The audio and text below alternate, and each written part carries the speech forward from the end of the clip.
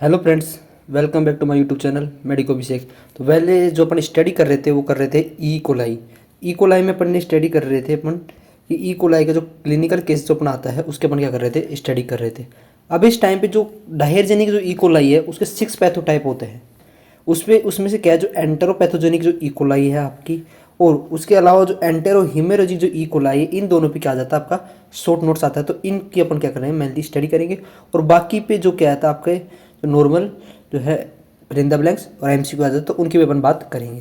तो बात करते हैं अपन किसकी, एंटेरोपैथोजेनिक ई कोलाई की। एंटेरोपैथोजेनिक जो ई कोलाई है उसमें आप पी जो यहाँ पर आपको दे रखा है, तो पी से आप क्या याद रख लोगे, इनफेंटाइल, क्योंकि पी में रैप में थोड़ी सिमिलर आवाज आ रही है, तो इससे इनफेंटाइल डायरिया याद हो जाएगा। इस पर क्या आ चुका है, एमसीक्यू आ चुका है।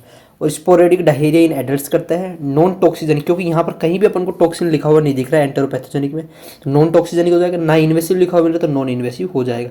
अब होता क्या है कि ये क्या बनाता है, पी से आप याद रख सकते हो पेडेस्टल। पेडेस्टल बनाते हैं, कपला की स्ट्रक्चर होती है। कैसे बनता है पेडेस्टल? पेडेस्टल होते क्या है कि जो आपकी जो ई कोलाई है, ई कोलाई के कैरियर मिलेगा वो है प्लाज्मिड। तो ये जो इंटेस्टाइनल जो आपकी म्यूकोसा है इस पे आके अटैच हो जाएगा कौन, ई कोलाई। और यहाँ पर एक कप लाइक प्रोजेक्शन बनाता है, उनको पर क्या कहते हैं, पेडेस्टल्स कहते हैं। उनको क्या कहते हैं अपन, पेडेस्टल कहते हैं। और पेडेस्टल बनने की वजह से जो ब्रेस्ट बॉर्डर जो एपिथेलियम आपकी वो क्या हो जाती है, डिस्टर्ब हो जाती है। उससे सिक्रेशन बढ़ जाता है और उससे क्या हो जाता है, आपको वाटरी डायरिया हो जाता है। ये इसकी क्या हो जाती है, पैथोजेनेसिस हो जाती है। तो एंटेरोपैथोजेनिक जो ई कोलाई उस पर आपको वेरी शॉर्ट नोट्स आ चुका है 2 मार्क्स का। तो इसको आप ध्यान से देख ले, कुछ नहीं है। पी से इन्फेंटाइल डायरिया करता है, नॉन टॉक्सिजेनिक नॉन इन्वेसिव, पी से पेडेस्टल्स बनाता है। ओके, अब इसके मैकेनिज्म क्या है, ई कोलाई प्लाज्मिड वेक्टर को यूज करके इंटेस्टाइनल म्यूकोसा पे आके अटैच होके कप लाइक प्रोजेक्शन पेडेस्टल बनाता है। उसकी वजह से क्या, ब्रेस्ट बॉर्डर जो एपिथेलियम आपकी वो डिस्टर्ब हो गई, सिक्रेशन बढ़ गया और वाटरी डायरिया आपका हो गया। अगली बात करते हैं अपन एंटेरोटॉक्सिजेनिक ई कोलाई। तो टॉक्सिजन टी से आप क्या याद रख लोगे, ट्रेवलस डायरिया। इस पे एमसीक्यू आ चुका है, एमसीक्यू आ चुका है, ट्रेवलस डायरिया ये कर देता है। टॉक्सिजेनिक लिखा हुआ तो टॉक्सिजेनिक हो जाएगा और नॉट इन्वेसिव हो जाएगा। क्या हो जाएगा आपके, नॉट इन्वेसिव ये हो जाएगा। बात करते हैं यही अटैचमेंट इंटेस्टाइनल म्यूकोसा पे अटैचमेंट होगा।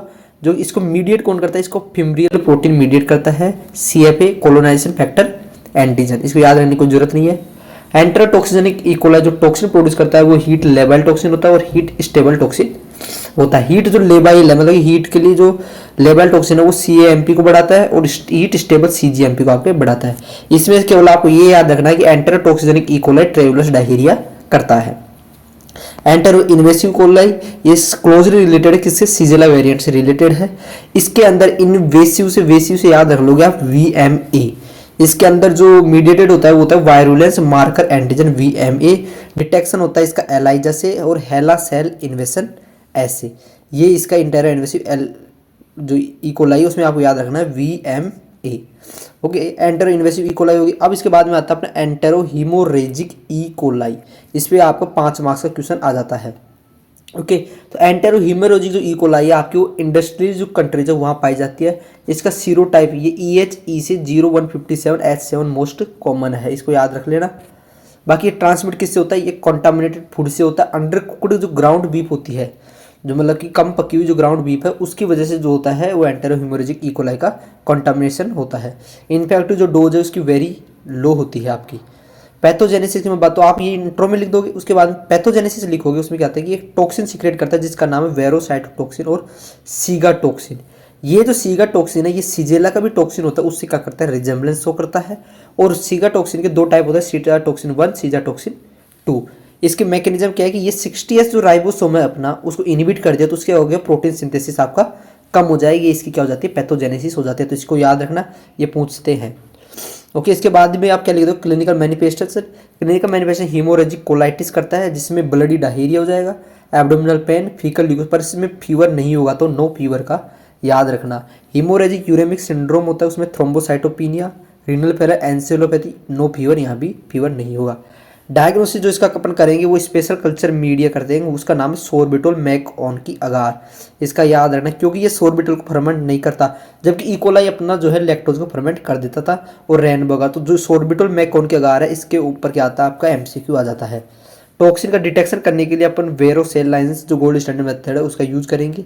Pickle toxin ELISA rapid test, DNA PCR probe जो है detect gene coding for shiga toxin 1 and shiga toxin 2। ये डीएनए पीसीआर प्रोब, तो ये डायग्नोसिस की पूरी इसकी हो जाएगी, मैकेनिज्म हो जाएगी। तो इतना जो है आपका एंटेरो हीमोरेजिक इकोलाई में आप 5 नंबर का अगर आता है तो उसमें लिख दो कि उसमें क्या आपने इंट्रो डाल दिया, उसके बाद पैथोजेनेसिस, क्लिनिकल मैनिफेस्टेशन और डायग्नोसिस जो आपका मेन होता है। इसके बाद में आपने आता है एंटेरो एग्रीगेटिव। तो एग्रीगेटिव में क्या होता है कि ईस्ट टॉक्सिन सीक्रेट करता है, तो ईस्ट में ए आ रहा है तो ए से aggregative, entero aggregative heat stable enterotoxin 1। Diffusely adherent E coli में कुछ नहीं है, ये डिफ्यूज एथरेट फिम्बरी क्या करते हैं, एक्सप्रेस करते हैं। इन सब का जो ट्रीटमेंट है वो एक ही ट्रीटमेंट है, वो है फ्लूइड रिप्लेसमेंट और एजिथ्रोमाइसिन। ओके, तो अब आपको जो ये मैंने सारी बता दी आपकी कौन कौन सी हो गई, एंटेरोटॉक्सिजेनिक, एंटेरो इन्वेसिव, एंटेरोपैथोजेनिक, एंटेरो एग्रीगेटिव। तो इनमें से सबसे जो ज़्यादा इंपॉर्टेंट है आपका वो है एंटेरोपैथोजेनिक इकोलाई, एंटेरो हीमोरेजिक इकोलाई, और बाकी जो टॉक्सिजेनिक है उस पर ट्रेवलस डायरिया करता है। जो मेन पॉइंट है वो आपको क्या याद रखने हैं। अगर इसकी पीडीएफ चाहिए तो मेरा टेलीग्राम जो चैनल है मेडिको बेसिक, उसकी लिंक आपको डिस्क्रिप्शन में मिल जाएगी, वहाँ जाके आप ले सकते हो, या फिर इंस्टा आईडी जो है मेडिको बेसिक 29, उसकी लिंक आपको डिस्क्रिप्शन मिल जाएगी, वहाँ से आप मुझे डीएम कर सकते हैं, मैं आपको जो है पीडीएफ प्रोवाइड करा दूंगा। सारा पूरा कंटेंट अपूर्व शास्त्री का इस यूट्यूब चैनल में मिलने वाला है, तो चैनल को सब्सक्राइब कर ले। Thank you.